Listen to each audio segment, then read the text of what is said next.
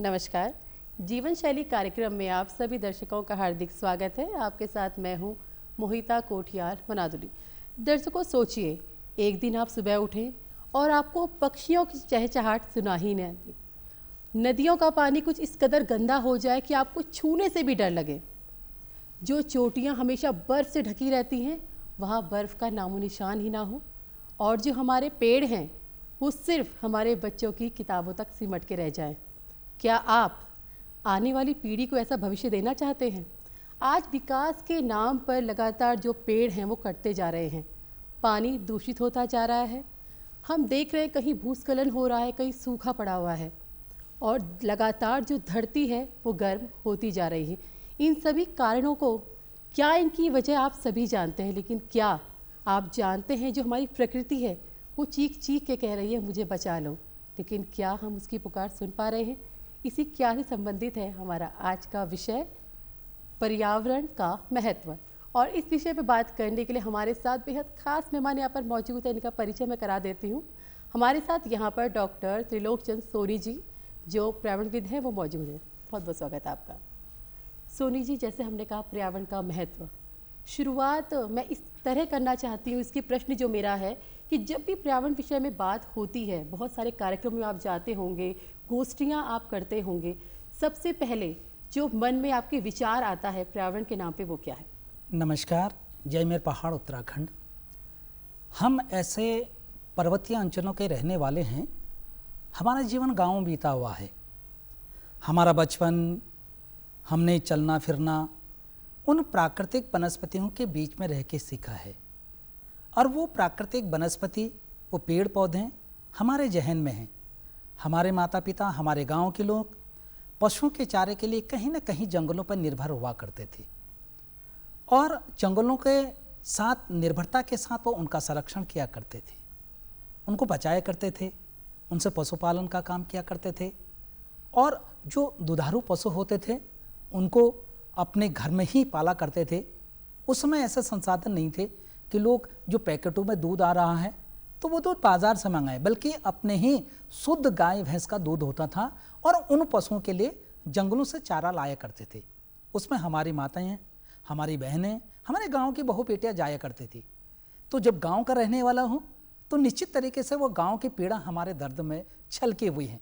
उन माताओं का, उन बहनों का, उन बुजुर्गों का त्याग, समर्पण, जिन्होंने इन जंगलों से कहीं ना कहीं अपने आप को जोड़ के रखा, उनका संरक्षण किया, और उनका जो सुबह से उठ करके शाम को आना, वो पीड़ा दिल में थी।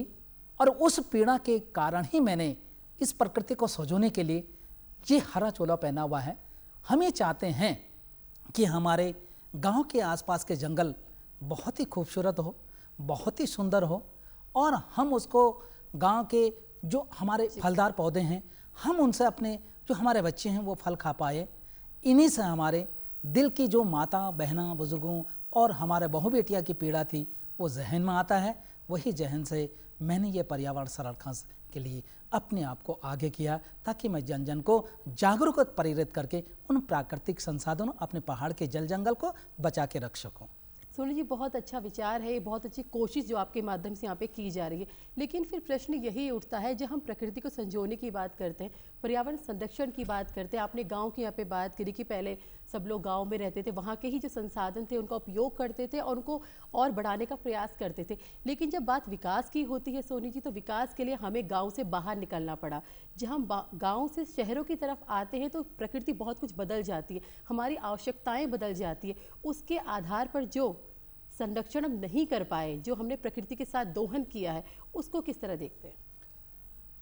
निश्चित तरीके से जो हमारी प्राकृतिक वनस्पति थी, प्राकृतिक संसाधन थे, हमारे गांव थे, खलियान थे, खेत खलियान थे, जब इस प्रदेश का निर्माण हुआ उसके लिए जो रूपरेखा तैयार होनी चाहिए थी, विकासवादी सोच जी, वो ढंग से यहाँ पर लागू नहीं हो पाई। हमारा बगल का प्रदेश देखिए, हम हिमाचल प्रदेश, वहाँ पे तो वो लोग हुए हैं, उन्होंने जो है कि अपने गांव को जो है विकास के जोड़ के देखा। उन्होंने सड़कें नहीं बनाई, उन्हें तार से लेकर के गरारी बोलते थे हमारे यहाँ, वो जोड़ करके अपने यहाँ के उत्पादित फलों को उन्होंने बाजार तक पहुँचाए। जबकि क्लाइमेट की हम बात करते हैं, जलवायु की बात करते हैं, पर्वतीय अंचलों के लोग हैं, हिमालयी क्षेत्र के लोग हैं, लगभग दोनों ही राज्यों की जलवायु एक जैसे हैं।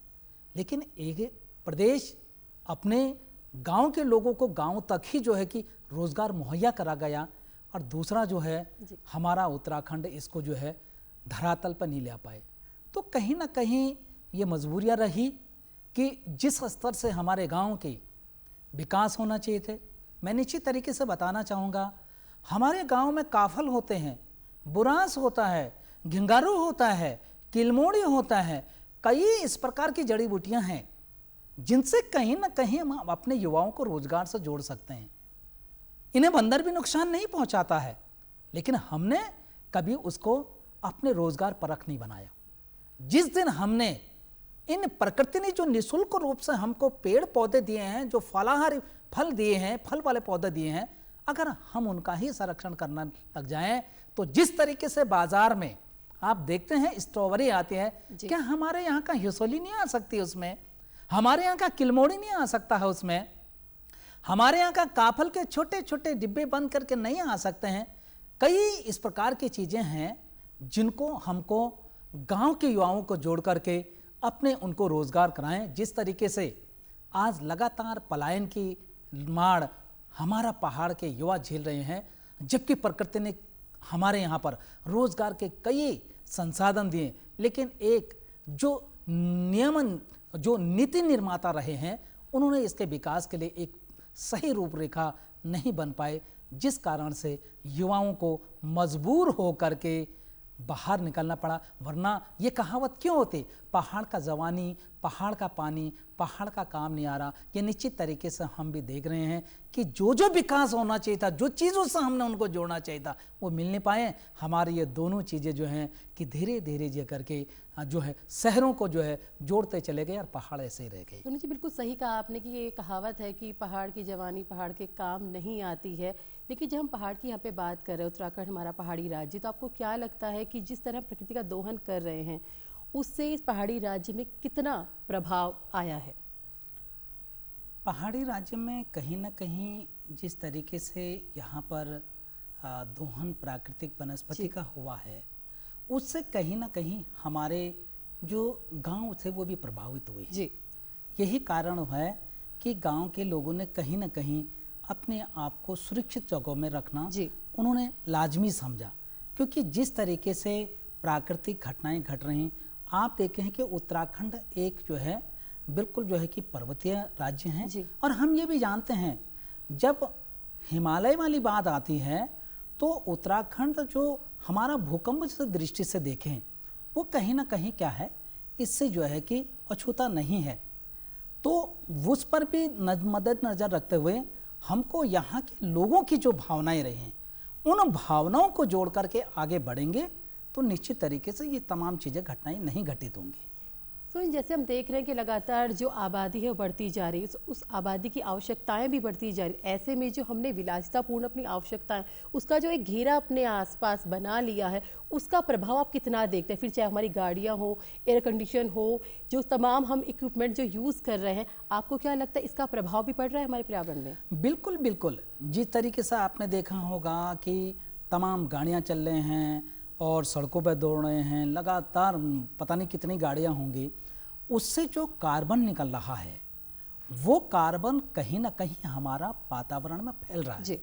और जब वातावरण में फैल रहा है, हवा के उसमें हम उसको ले रहे हैं, न जाने हमारे अंदर कितनी बीमारियां इस तरीके के होंगे कि जो हम ये प्रकृति में जहर घोल रहे हैं। हमने अपने वो देखा, अपने यहाँ की विलासिता चीज़ें देखी, हमने अपनी खुशियाँ देखी, लेकिन हमने कभी ये नहीं देखा कि इस वस्तु से हमारे जीवन पे और हमारे आने वाली पीढ़ी पे, हमारा पर्यावरण पे इसका दुष्प्रभाव पड़ रहा जी। ये मद्देनजर नहीं रखा। जिस दिन मनुष्य ने इन तमाम चीज़ों को मद्देनजर रखना शुरू कर दिया, मुझे लगता है कि कहीं ना कहीं हमारा आने वाली पीढ़ी एक रोगग्रस्त नहीं होगा। नहीं तो जिस तरीके से वातावरण में जहर घोला जा रहा है इन तमाम गाड़ियों से, सरकार ने प्रयास किया है, इलेक्ट्रिक वाहने दिए हैं, खुशी की बात है, ये चीज़ें आने चाहिए। अगर इन चीज़ों को बढ़ावा मिलता तो जो कार्बन डाइऑक्साइड गैस हमारे वातावरण में घुल रहा है उस पर रोक लगेगी और मानव स्वस्थ रहेगा। रेला जैसे कार्यक्रम भी बनाते हैं, सरकार कोशिश भी करती है कि हर व्यक्ति पेड़ लगाए भी, लेकिन आपको क्या लग रहा है कि जितने पेड़ लग रहे हैं वो काफ़ी हैं? देखिए, इसमें मैं ये कहना चाहूँगा कि ये पेड़ पौधे हैं जो कटने की बात आ रही है वो अधिकतर शहरों में आ रही है जी। पर्वतीय अंचलों में नहीं है। वहाँ आज भी जंगल हैं, वहाँ भी खेत खलिहान हैं, वहाँ जो लोग रहे आज भी पेड़ पौधों को लगा रहे हैं। तो विकास उनको भी चाहिए, लेकिन उन्होंने प्राथमिकता अपने प्राकृतिक वनस्पति के लिए दी है, उन्होंने उनको सजो के रखा है। आज भी आपने देखा कई ऐसे परिस्थितियाँ पहाड़ी अंचलों में हैं जहाँ पर सड़कें आज भी नहीं पहुँच पाए, कई असुविधाएं हैं, लेकिन उसके बाद भी लोग रह रहे हैं, लोग वहाँ पर प्राकृतिक संसाधनों को बचा रहे हैं। तो निश्चित तरीके से हम लोगों को सरकार के साथ मिलकर आगे बढ़ना चाहिए। जो हमारी सोच रह के कि हमको सब चीज़ें शहर में जाके अवेलेबल होगी, लेकिन अभी भी देखिए ना, शहर में तो आपको सब चीज़ें मिल जा रही हैं, लेकिन जो दूषित वातावरण आपको मिल रहा है, आप गर्मियों की छुट्टियों में पहाड़ों में घूमने के लिए आ जाता है। देश के लोग पहाड़ी अंचलों में आ जाते हैं, क्यों आते हैं? क्योंकि यहाँ के प्राकृतिक दृश्यों को निहारने के लिए आते हैं, यहाँ के शुद्ध वातावरण को लेने के लिए आते हैं। तो वो शुद्धता कहीं ना कहीं हम लोगों ने बना के रखी है। तो हमें ये नहीं करना चाहिए कि भाई अगर आज पेड़ पौधे कट रहे हैं तो वो कहीं ना कहीं उस जिले के, उस क्षेत्र के रहने वाले लोगों को भी समझना चाहिए कि भाई अगर हम इस तरीके से पेड़ पौधों का दोहन करते रहेंगे, हमारे आने वाले पीढ़ी का भविष्य क्या होगा? वो बच्चे किस तरीके से जिएंगे, किस तरीके से रहेंगे? तो ये सोच को हमको बदलना चाहिए और निश्चित तरीके से जिस दिन हम इसमें बदलाव लाएंगे उस दिन देवभूमि में पहाड़ उत्तराखंड एक हरित प्रदेश के रूप में बिल्कुल, आपने सही कहा कि सोच में बदलाव लाएंगे। लेकिन सोनी जी, आप इतने समय से पर्यावरण के संबंध में काम कर रहे हैं यहाँ पे, क्या आपको लगता है कि जो बदलाव है वो इंसान के मन के अंदर से आ रहा है? क्योंकि अगर हम इन चीज़ों को समझ पाएंगे तो हम बेहतर कर भी पाएंगे। क्या आपको लग रहा है कि प्रकृति से जो इंसान है या जो आने वाली पीढ़ी है अपने आप को जोड़ पा रही है? बिल्कुल बिल्कुल।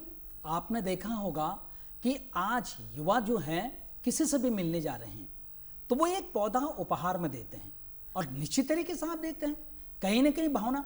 हमने तो ये भी कहा कि आपके परिवार में कोई भी खुशी का पल होता है, उनको यादगार पलों के रूप में जोड़ते हुए आप एक पौधा धरती में लगाइए।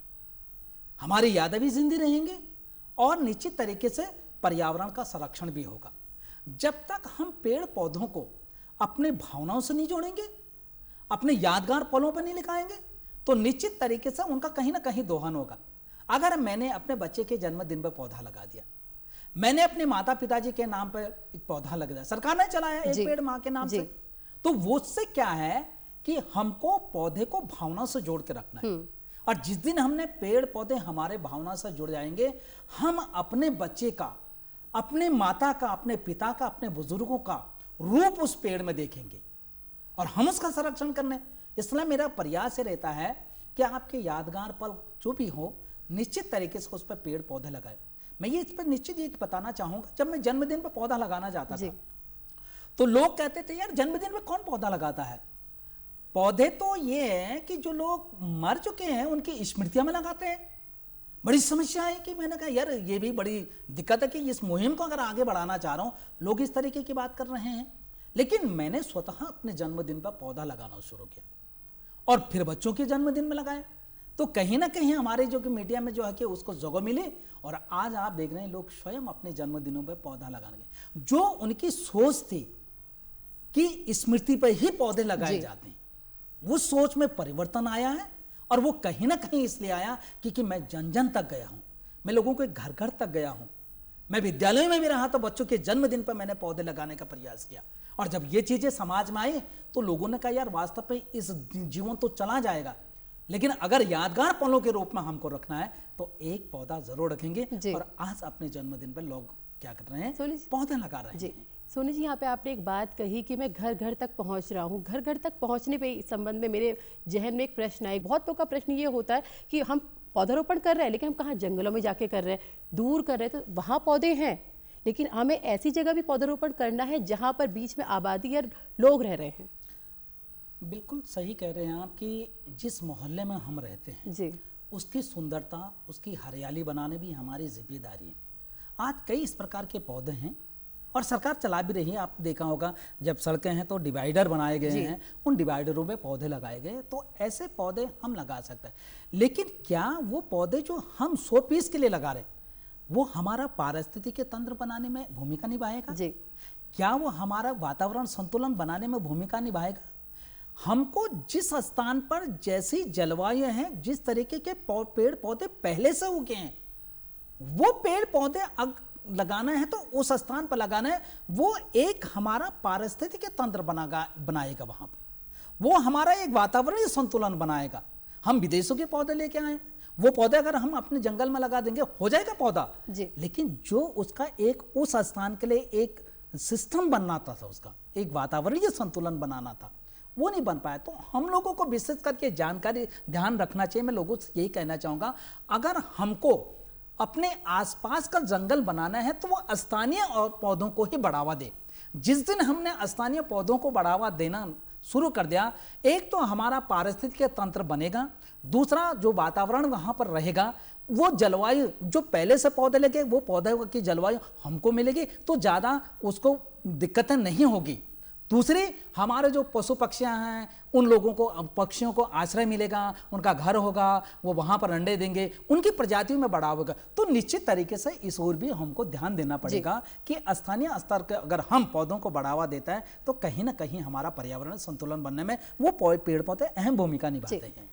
सुनिए, जब हम अपने बच्चों से बात करते हैं या उन्हें जानकारी साझा कर रहे होते हैं तो हम जल स्रोतों की बात करते हैं, और तब हम उन्हें यूट्यूब में ले जाते हैं, बेटा जल स्रोत ऐसे होते हैं।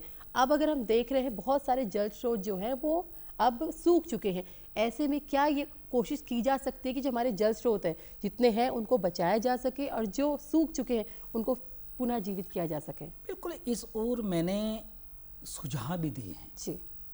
हमारा मानना ये कि आपने देखा होगा ग्रामीण क्षेत्रों की अगर मैं बात कर लेता हूँ, किसी गांव में अगर पानी ले जाना होता है जी, तो जो हमारा मूल जल स्रोत होता है उस मूल जल स्रोत के साथ हम छेड़खानी कर देते हैं। उससे छेड़खानी से क्या करता है कि जहां पर मूल जल स्रोत होता है उसको छेड़खानी करके दूसरी जगह हम चैम्बर बना देते हैं। अगर चैम्बर बनाते तो वहां से पानी ले जाते हैं, छेड़खानी होगी, वो धीरे धीरे वो पानी रिसना शुरू हो जाता है।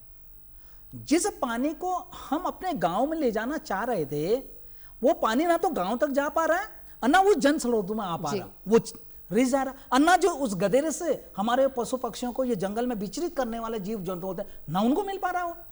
तो ऐसे स्थिति में हमने सुझाव दिया था कि जो हमारे मूल जल स्रोत हैं उन मूल जल स्रोतों से आप क्या करेंगे, कम से कम जो कि 20 मीटर 25 मीटर गोल बनाएंगे। गोल बना करके अब वहां आगे जाकर के आप 20 मीटर 30 मीटर एक डिग्गी बना दीजिएगा। वो पानी गोल सा आप वहां ले जाएंगे, जो मूल जल स्रोत है उसके साथ छेड़खानी नहीं होगी। जब उसके साथ छेड़खानी नहीं होगी तो पानी रिसेगा नहीं, तो गांव में भी पानी चले जाएगा। और जो मूल जल स्रोत से पानी निकल रहा है वो बह रहा है, वो गदरों से जा रहा है, वो हमारे जंगल में विचरित करने पशु पक्षी उनके लिए मिल रहा है। एक तो ये मैंने उदाहरण दिया था। दूसरा मेरा था जो आपका प्रश्न था कि हम आज जल स्रोत हमारे सूखते हुए जा रहे हैं, इनके लिए हमें क्या करना चाहिए। जो हमारे मूल जल स्रोत है उन मूल जल स्रोत के चारों ओर कम से कम 500 वर्ग किलोमीटर पे सघन पौधारोपण करना चाहिए जी। जिस दिन हमने इस तरीके से विधि अपना चाहिए तो निश्चित तरीके से हमारे जो मूल जल स्रोत हैं उनमें हमेशा पानी बना रहा। मैं तो जो ग्राम सभा के प्रधान हैं, गांव के लोग हैं, क्षेत्र पंचायत हैं, आपके गांव में भी जो मूल जल स्रोत हैं तो हमारा हरेला पर्व चलता है, हमारे कई इस प्रकार के काम चलते हैं। मैं निश्चित तरीके से आपको बताना चाहूंगा कि हरेला का संबंध पर्यावरण संरक्षण के साथ साथ हमारे खेती से जुड़ा हुआ है। हमारे गांव में क्या करते थे, जब फसल अच्छे होने के लिए जो म्योली होती है, आपने देखा होगा, वो म्योली के टहनियां रोपते थे। हम पूछते थे कि भैया आप अपनी मम्मी पापा से ये क्यों रोप रहे हैं, तो वो कहते थे कि इससे जो कि हमारी फसल अच्छी होगी। इस तरीके से यहाँ पर हमारे गढ़वाल में जो है कि ये त्योहार को मनाते थे, कुमाऊं में हरियाली डालते थे, लेकिन मकसद का था पर्यावरण संरक्षण का थे। तो कहीं ना कहीं हमारे भावनाओं से जुड़ा हुआ है, वो पेड़ पौधों से जुड़ा हुआ। तो हरेला भी कहीं ना कहीं एक संदेश देता। जिस दिन हमने ये संकल्प ले लिया कि हमको एक अच्छी शिक्षा के साथ साथ हमें इनका एक उज्जवल भविष्य भी चाहिए जो निरोगी रहे, उस दिन पर्यावरण का संरक्षण जरूर होगा। बिल्कुल सही आपने कहा कि जागरूक करने की आवश्यकता है। जागरूक की जब हम बात करते हैं सोनी जी, तो क्या आपको लग रहा है कि जो प्लास्टिक का उपयोग यहाँ पे किया जा रहा है उससे हमारी प्रकृति को कितना नुकसान हो रहा है और इसमें लोगों को कितने जागरूक करने की आवश्यकता है? बिल्कुल, इस ओर मैंने लगातार शिक्षा विभाग के माध्यम से भी, क्योंकि आज हमको सोच उन जो पढ़ने वाले विद्यार्थी हैं उनकी सोच में परिवर्तन लाने की जरूरत है, क्योंकि कल के समाज निर्माण करने वाले हैं, कल के समाज सेवी उन्होंने बनना है, कल का समाज का नेतृत्व तो उन लोगों ने करना। अगर उनकी सोच अभी से ही एक सकारात्मक की ओर चली जाती है तो मुझे लगता है कि हमारा पर्यावरण बचेगा। इसलिए मैं इन जो स्कूलें हैं अपने उच्च अधिकारियों से कहीं ना कहीं आदेश करवाता हूं, इस तरीके की मुहिमें स्कूलों के माध्यम से भी जाएं। और इसमें शिक्षक की एक बहुत बड़ी भूमिका हो सकती है, क्योंकि शिक्षक एक जो है लोगों के घर घर चूल्हे चूल्हे तक पहुंचता है। जब शाम को बैठते हैं तो पूछते हैं, माँ बाप हमसे भी पूछा करते थे, आपसे भी पूछा होगा जब कि भाई आज गुरुजी ने क्या क्या किया, कैसा किया क्या, तो उन्होंने जरूर चीजें बताई कि गुरुजी ने पढ़ा, ये संदेश दिया, ये चीजें। तो एक मील का पत्थर साबित करने में एक शिक्षक की बहुत बड़ी भूमिका रही है। तो कहीं ना कहीं इस ओर शिक्षकों को भी आगे आने की जरूरत है। उन्हें सड़कों पर उतरने की जरूरत नहीं है। उनके बाद जो विद्यार्थी आ रहे हैं उन्हें विद्यार्थियों के भविष्य संवारने के साथ साथ उनके सोच में प्राकृतिक संसाधनों को जो उनके संरक्षण करने की सीख अगर डेवलपमेंट कर दें, विकास करता, मुझे करता है निश्चित तरीके। आज धीरे धीरे धीरे जो हमारे पॉलीथीन है, हमारे जो प्लास्टिक है, वो कहीं ना कहीं गाँव तक भी पांव पसार रहा है। गांव की जो हमारे खेत खलियान थे कहीं ना कहीं ले, तो निश्चित तरीके से इस पे कहीं ना कहीं रोक लगाने की जरूरत है। हमारे यहाँ का शुद्ध गंगा जल आता है, क्यों ना हम उस गंगा जल का जो कि उपयोग कर लेते हैं। हमारे यहाँ शुद्ध धारे का पानी है, क्यों ना हम उसका भरिया, कोई जरूरी है हमको पानी की बोतलों को ले जाने के लिए। इसके मिट्टी के भी छोटे छोटे हमारे जो है कि जिस तरीके से कुल्हड़ चाय पीने के लिए बनते हैं, ऐसे हम जो है कि मिट्टी की चीज़ों का उपयोग करें तो निश्चित तरीके से प्लास्टिक पर रोक लगेगा। मैं जनमानस से यही कहना चाहूँगा कि अगर हमने प्लास्टिक पर रोक लगाना है, क्यों ना हम अपने पुरानी जो हमारे झोले वाली परंपराएं रहीं उसको ले जाइए ना आप झोला। हमने तो ये भी कहा कि जो केला का पौधा होता है, वो केला का पौधा जो है कि जब हम फेरे लेते हैं वो काट के लगाते हैं, मृत आत्मा को खड़ा करते हैं, एक नई जीवन की शुरुआत कर रहे हैं हम। लेकिन किससे कर रहे हैं? उस मरे हुए केले के पौधे से, और उसका हम परिक्रमा कर रहे हैं, उसके हम जो है कि फेरे लगा रहे हैं। क्या है इसकी जगह में एक जिंदा केला का पौधा नहीं ला सकते हम क्या? जिस दिन हमने अपनी सोच बदल दी कि यार इस मरे आत्मा के बजाय हम जिंदे केले के पौधे के साथ अपने फेरे लेंगे, और गांव के लोग जिस दिन ये रस्में पूरी हो जाते हैं उस पौधे को अपने गांव में लगा लेंगे, तो हमारा गांव तो एक केले पट्टी के रूप में हो जाएगा। जी बिल्कुल, वो तो एक व्यावसायिक फल भी है। तो कहीं ना कहीं गांव के लोगों को इस ओर जोड़ना पड़ेगा। शहर तो शहर ही रह गया, लेकिन परंपराएं आज भी जो बची हुई हैं वो हमारे गांव के लोगों ने बचा के रखी हैं। जी सोनी जी, यहाँ पर जैसे गांव की आप लगातार यहाँ पे बात करें, गांव से जुड़ाव आपका मुझे दिख भी रहा है कार्यक्रम के माध्यम से कि बहुत जुड़ाव आप महसूस करते हैं गांव से। मानव जीव जो संघर्ष बहुत बढ़ गया है, क्या पहले भी ऐसा था, या जो हमारी जीवन शैली में परिवर्तन आया और हमने हमारी जीवन शैली की वजह से जो प्रकृति को नुकसान पहुंचा उसकी वजह से ऐसा हो रहा है? बिल्कुल, कहीं ना कहीं हमने जलवायु में परिवर्तन कर दिया है जी, जिसका सीधा असर हमको देखना। हमने इस ओर सुझाव दिया था सरकार को कि जो हमारे जंगल हैं, जितने भी ग्राम सभाएं हैं, एक हमारी सीमाएं होती गांव की, उन जंगलों, उस गांव के जो जंगल हैं वहां आप फल पट्टी के रूप में विकसित करिए। जब वो जंगल हमारे फल पट्टी के रूप में विकसित हो जाएंगे और आम आदमी के लिए आर्थिक आमदनी, रोजगार के स्रोत वो जंगल बन जाएंगे, तो लोग आग क्यों लगाएंगे? बिल्कुल, लोग क्यों करेंगे इस तरीके के? और जब वो एक फलपट्टी के रूप में बन जाएंगे तो जो जंगली जानवर आज देख रहे हैं आप, भोजन की तलाश में आ रहे हैं, वो हमारे यहाँ घरों के आसपास कुछ नहीं मिल रहा उनको। तो फलपट्टी होने से हमारी जितने भी जंगली जानवर, उनको खाने के लिए वहां फल मिलेंगे, तो वो गांव की ओर नहीं आएंगे। बाघ आएगा, घुरड़ का खाएगा, बंदर को खाएगा, मानव बस्ती की ओर नहीं जाएगा।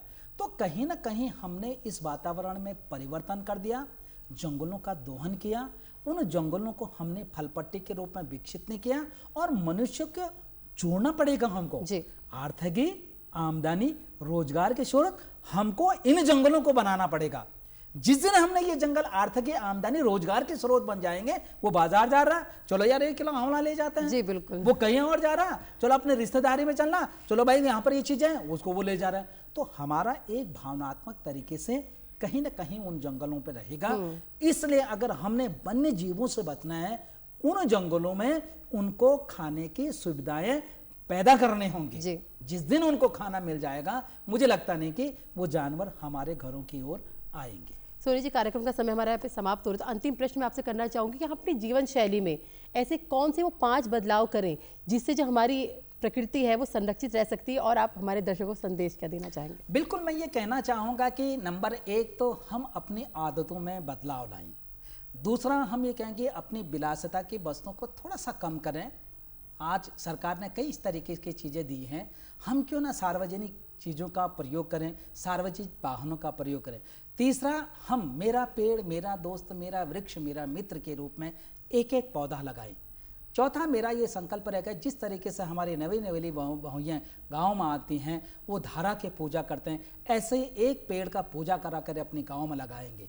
और पांचवा संदेश ये देना चाहेंगे, जो भी कार्य करें हम अपनी आने वाली पीढ़ी के भविष्य को मद्देनज़र रखे करें, तभी ताकि ये प्रकृति हमको पुण्य देगी और वो आने वाली पीढ़ी के भविष्य सुधरेगा। तो निश्चित वो दुआएं देंगे हमारे माता पिता, और इन्होंने किस तरीके का जीवन हमको और कैसा वातावरण बना के दिया। तो हमें आज ही से संकल्प लेना है कि इस प्रकृति को बचाने का, पेड़ पौधे लगाने का, और अपने गांव के आसपास की जो हरियाली है उसे बनाएं, ताकि देश विदेश के लोग हमारे इन प्राकृतिक दृश्यों के आनंद लेने के लिए हमारे पहाड़ में आ सके। सर, बहुत बहुत धन्यवाद हमारे दर्शकों की महत्वपूर्ण जानकारी यहाँ पर देने के लिए।